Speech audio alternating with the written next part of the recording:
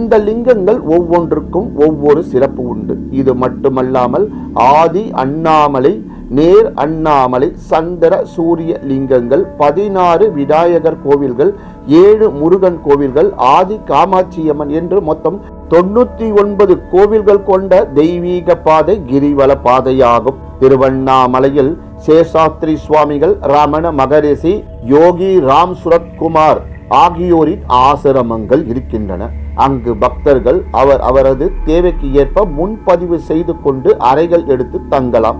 முழு முதற் கடவுளாக விளங்கும் அண்ணாமலையின் அடிவாரத்தை சுற்றி வலம் வரும்போது சக்தி மிக்க மூலிகை செடி கொடிகளின் காற்றை சுவாசிப்பதால் உடல் நலம் மேம்படுவதோடு மலையின் சக்தி மிகுந்த அதிர்வுகள் நம் வாழ்வை சிறப்பானதாக மாற்றும்.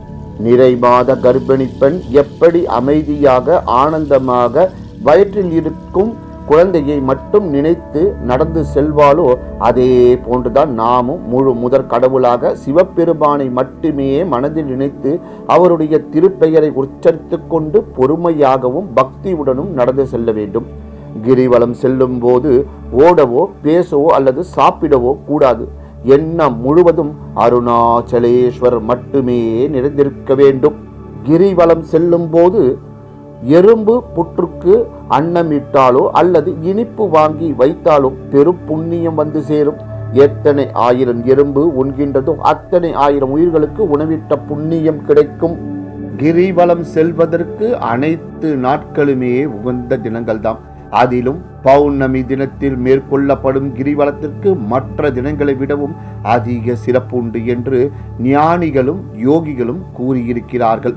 ஊழ்வினையை நீக்கும் திருவண்ணாமலையானை நினைத்தாலே பாவங்கள் தீரும். வலம் வர வேண்டும் என்று நினைத்த மாத்திரத்தில் சகல தோஷங்களும் நீங்கும் என்பது ஐதீகம்.